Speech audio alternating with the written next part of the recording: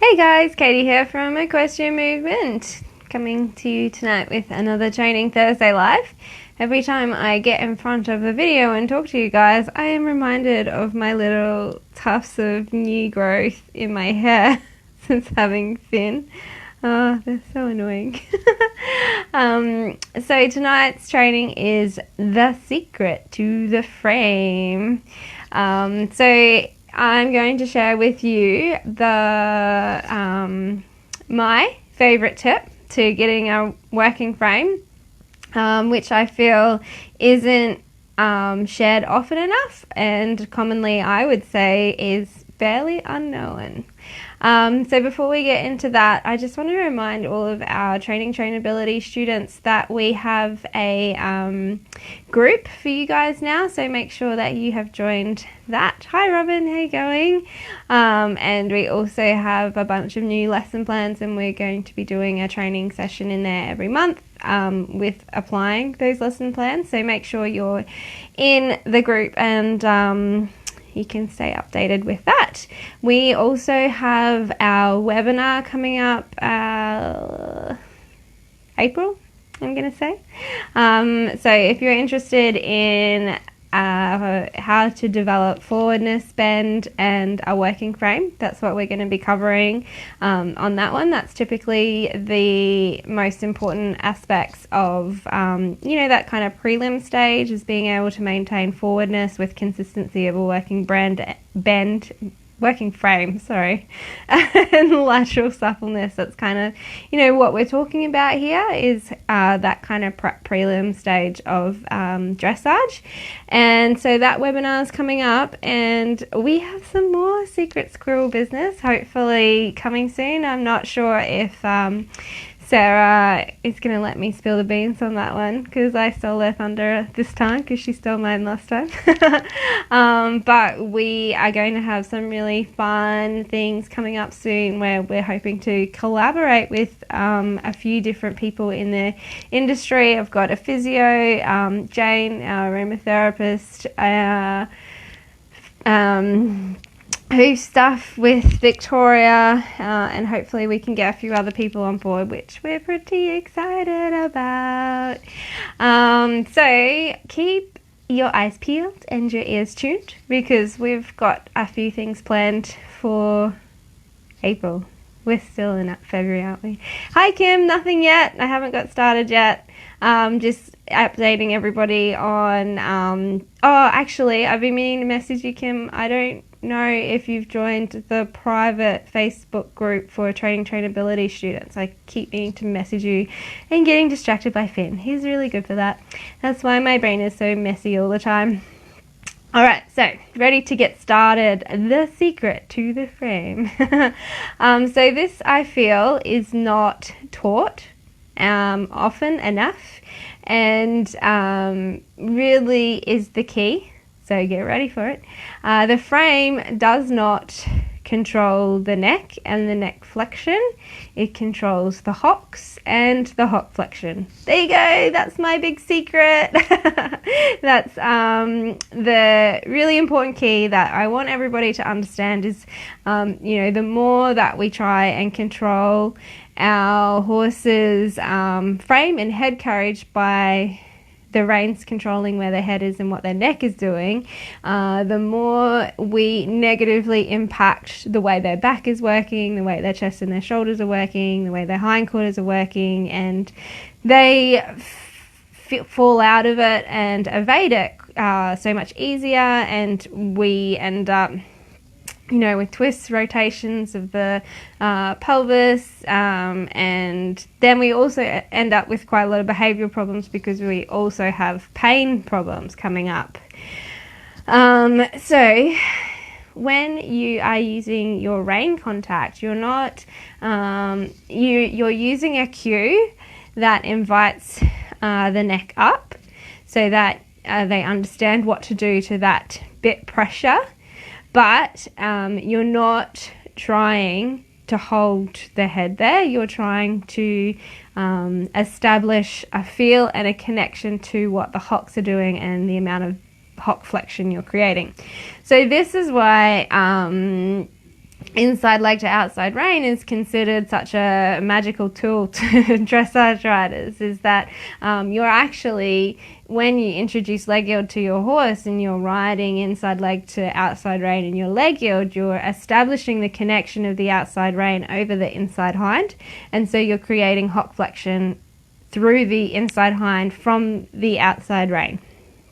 And so that's when you put your inside leg and your outside rein on together, and you actually get the horse to step deeper, and you get them to step through, and that's engagement. So a little exciting exercise for everybody who's watching tonight. If everybody can stand up, I don't know if I can. If everybody can stand up right now, is everybody standing up?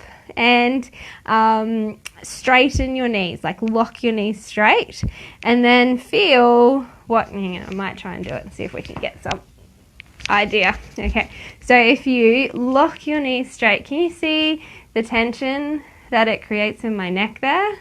And it's also creates tension through my back. So that's what hollowness is. If I have a little bit of give through my knee, can you see how that makes my neck softer? And it also makes my back softer. So we're absorbing concussion, we're absorbing the movement and the action of the horse. So hopefully we're also getting our horse to engage their core at the same time. So we're getting hock flexion as a result of what our reins are doing. So it softens the back and softens the neck. And then from there, we're developing that lateral suppleness, we're developing the seeking of the contact and driving them forward and back out to our hands. And then we're like recycling the energy on itself. And so then the frame is just the end result of the horse having good posture, which is what we talked about a little bit last week with connection, and what we're going to go deeper into with our webinar, because that's a big wormhole to go down. So when you are using the rein contact, if you're just trying to create the frame and just trying to get the horse to bring its head down, if you aren't also getting hock flexion, you're going to be getting your horse more on the forehand, and they're going to start working behind the bit. You're going to lose forwardness, elevation, impulsion. The canter transitions are going to get harder. So there's kind of those flow-on effects through the rest of the horse's body of what it can't do if it's not using its hindquarters when it comes into a frame. So if we are creating hock flexion from our rein contact, then just the softening of the hocks allows for the softening of the underneck. And then once we have that, we need time. So time is the biggest challenge when it comes to our horses being able to hold that working frame consistently for a period of time. So, ideally, if you're competing, you need your horse to be able to hold that frame, walk, trot, canter for about 5 minutes consistently without popping in and out, being able to hold it through transitions and through different movements and changes of direction. So that's actually all really high expectations of your horse. And also why people can get stuck in prelims so long, because it actually is hard. Especially if you want to do it right, and especially if you want to work your horse correctly. It's not just a matter of tuck your head in and go. You actually need the horse using its body correctly, which takes time to build. So 6 to 8 weeks for coordination. So from the day that you introduce an exercise to your horse, so if you haven't been creating hock flexion through rein contact before today, the way that we introduce it is to rein back over a pole. We use the pressure of the bit as the horse steps, so that they're associating the lift and flexion of the hock with the rein pressure. So say you were to introduce that tomorrow, it would take 6 to 8 weeks for coordination. So that is the neural pathways to go from the brain to the muscle to start the muscles to start activating them. It would take 3 to 4 months for muscle tone. So that's where that coordination is established, and then they actually are controlling the muscle action and building the strength of the muscle. And then 6 to 12 months for bone and ligament density. So the environmental stress that we are creating by asking them to bend deeper through their hocks has been applied to their body for a long enough period of time that it just accepts that that's a role of the body now, and that's what the horse has to do. So this is if your horse doesn't have any underlying injuries or problems that are going to flare up in this process, because it always takes longer if we have to unravel a bit of old conditioning that wasn't done correctly, or if we have to work with an old injury that needs support in building up evenly again. So it takes longer if you haven't, if you need to correct a few things. The good news is, though, is that it makes it a lot easier to move forward up the levels once you have this part. This part is critical, because if your horse is just coming onto the bit from rein pressure, then you're not going to have collection, you don't have self-carriage, you're not going to have impulsion, you're not going to have elevation, you're not going to be able to get nice swing and relaxation through the back. Your horse is probably working twisted, it's going to be on the forehand, it's going to be pulling with its chest and shoulders. There's a myriad of problems that happen when the horse's head is just brought down and they're not actually working onto their hindquarters. And so then when you go, you can get away with it in novice because we don't need periods of collection yet. So they're okay. They can get away with being on the forehand. But once you start moving up to elementary and you start needing collection, you basically have to go back to start again and work through from the beginning with actually creating hock action from rein contact, because that's how we're going to get them to collect. So it's important that from the beginning we are associating their rein pressure with hock flexion, so that we're conditioning them correctly from the beginning to hold themselves properly. And that in itself takes time. So initially you would be teaching the cue at the halt. So the halt is the easiest because there's no movement and there's no moment of suspension. Once they understand the cue, then we can start asking it in the walk. So you would only ask a stride. And again, you've got that. You're just establishing that cue, you're just getting a stride or two and then relaxing out of it. And it's easier, they're moving, but there's no moment of suspension. When we get to trot and canter, because of the moment of suspension, they need to be really solid in their core and their balance to be able to hold their head down in that frame for an extended period of time without kind of everything falling apart. And again, that takes time to build, which is basically why we have our Green to Self-Carriage course. It's all of the exercises that we can use in the process to get our horses to engage their core enough to hold their frame for an extended period of time in a way that doesn't inhibit and flatten the movement, lose impulsion and make it harder for them to move, but that allows the horse to feel the freedom of movement within the restriction of the aids, and it should actually enhance the quality of movement as a result as well. So time is the next thing that you need to be aware of. Initially it's just 1 to 2 strides, asking them into a contact, relaxing out of it, and then 2 to 3 strides, holding the contact, going out of it, 3 to 4 strides, holding the contact, going out of it. And so eventually they're holding it for longer and longer. When they can hold it within the pace consistently, then we can start challenging it with figures. So can they hold it consistently in circles? Can they hold it consistently through transitions? Can they hold it consistently through changes of bend? All of which bring their own sets of challenges to the horse's ability to hold that frame consistently. So one of the things that can make the frame more difficult for you are certain conformational things that make it actually difficult for the horse to hold the frame. So horses that are bum high, club foot, or naturally pull through their chest and their shoulders. So we're talking like draft horses and Clydesdales here that are quite big and bulky through their chest and their shoulders because they like to pull and have no real hindquarter mass because they don't really drive from behind. All of these horses find it harder and take longer to condition to actually hold that frame consistently. So with your bum high horses, they can find it hard to get their hindquarters down into that squatting position for their head to come down. With our club foot horses, they have that like irregularity in the height of their shoulders, so they can find it hard to come into self-carriage in front and free up the action of the shoulder.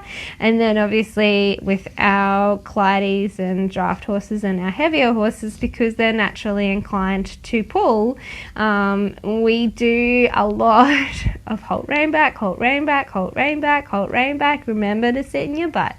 All right, go on. Remember to sit in your butt. All right, go on. Remember to sit in your butt. All right, go on.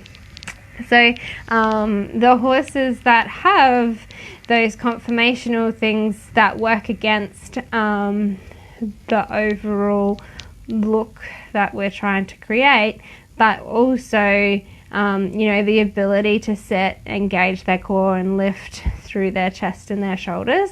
The horses that have conformation that inhibits that makes it harder to actually get them into their frame and get them to hold it there consistently through the moment of suspension in trot and canter in particular. That said, also our pacers and our standardbreds struggle with this one because they have a gene which means their back stays straight, and so the way that we want them to have roundness and scope through their back is not natural to them, and so it takes quite a significant amount of suppleness to get there, and they will always break pace when you try to train it because it's easier for them to pace than it is for them to engage. So they also take a lot longer to get the roundness and the scope required for the working frame as well. That being said, most of the standardbreds you see, they have had their head just pulled into the frame, and they have no action from behind, and so you will also see that their hindquarters are a little weak and wasted as well. So that's a good indication. So a couple of indications of whether your horse is working in its frame correctly is, can they lift and swing their tail? Any of the horses that you see with their tail clamped down are because they're twisting and rotating through their pelvis instead of actually engaging and flexing through their top line. So a horse that is using themselves correctly, their tail should be slightly lifted and should just swing softly side to side. And you really don't want to see them breaking away at the third vertebrae. If they're breaking away at the third vertebrae and coming behind the vertical, then it means they're on the forehand and not using their hindquarters when you're trying to work them forward into contact. So there are a couple of big warning signs that if you are seeing a horse on the bit or in a frame and you can see that the pole is lower than the top of their neck, so they've broken away at the third vertebrae, or they've got their tail clamped down, then they're not truly on the bit. They've just had their head pulled in and their hindquarters driven through, which is how most people get taught to ride. It's how I got taught to ride, and it wasn't until I really started questioning things and thinking, well, horses shouldn't go lame from me working them. What am I doing wrong? And really looking into movement and action, that I was like, oh, I'm making them lame by pulling their head down and driving their hindquarters through. So it's a really important, I feel,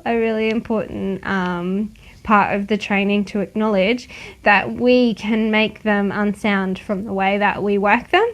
And it's important that the work that we're doing with them not only enhances their movement and makes them more sound, but also gives them movement feels good. Movement should be medicine, and gives longevity to their career as well.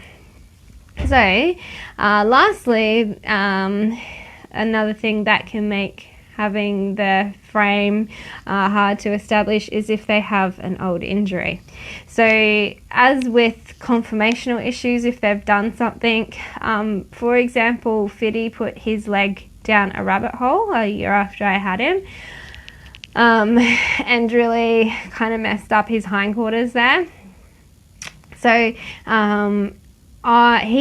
he knows how to give to the bit and how to work in a frame, but if I don't put the effort into rehabilitating his back correctly, you better believe we're going to have a bronco on our hands. So if there are any old injuries that we need to support in the process of working them into a frame, it is going to take longer because the parts of their body need... So when we're working our horses, we're creating an environmental stress. Their body is adapting to that environmental stress. It can either adapt positively in a way that benefits the horse, supports their movement, makes them stronger and fitter, or they can adapt negatively in a way that the body is trying to protect the horse. So that's where we have pain from the muscles and the ligaments tightening to try and prevent worse than that, which would be like ligament tears and whatnot, and bulge discs and those kinds of things. So when we're creating that environmental stress, this is also why, like, equestrian movements philosophy is to first do no harm, and then being able to adjust the goalposts easily and quickly, and having our rule of 3 and whatnot, is that if we put too much environmental stress on our horses, then their body is going to adapt negatively, and things that we've also learnt with the Stronger Bond community, their emotions and their mind can adapt negatively as well, so that everything becomes more protective and trying to prevent injury. So what we're trying to do with their body is we're trying to enhance its range of movement, and enhancing the range of movement is enhancing their soundness and their suppleness, and it makes movement feel good and it makes them enjoy being worked. So that's our overall goal of working them in a frame. So when we have the injuries, the body is already in a protect mode. So first we need to strengthen it to a point with the right amount of stress to make sure that it's not protecting itself anymore. And if you saw that post that I shared about Jane, I did use her oils with Fiddy and a couple of other horses that had hurt their muscles, bringing them back into work to encourage them to adapt positively to the environmental stress that I was creating. That was work. And so when the body, when we're working with that injury, we're getting it stronger, but then all of the compensatory parts of their body that have protected that area or taken up the slack of that area while they've been injured, that kind of all needs to untone. I don't know what the correct word is, but unbuild, like kind of stop taking up all of the work and the slack, so that that injured area that should no longer be injured anymore can slowly start to work again and take up the slack, so that overall we're creating balance on both ends. I'm just about to finish again. I think we're pretty good at that. So that's my big secret to the working frame. So firstly, your reins don't control the frame, they control the hocks, and then it's a matter of time to let your horse develop their ability to hold that frame for an extended period of time without feeling restricted. And then things that can inhibit their development is their conformation and their injuries. If you go and you play with that and you realize that you're not sure how to progress from there, that's basically why we put Green to Self Courage together.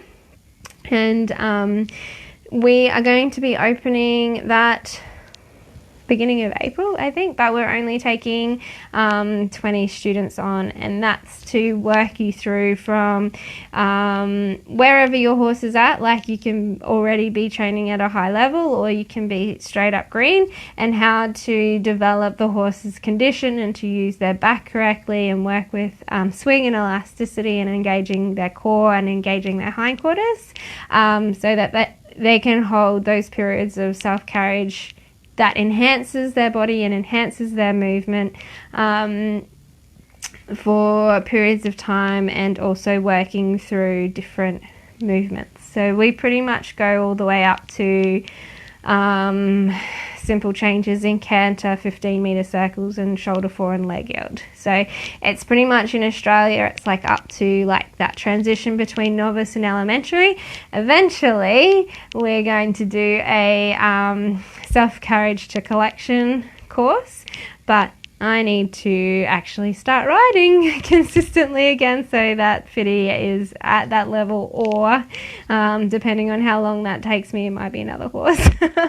So that we've got the next step from self-carriage. But that is basically, that's where we're at. So it was good seeing you guys. I hope you got a bit out of that, and we will see you again next week for another Training Thursday. Have a lovely week, guys. Bye.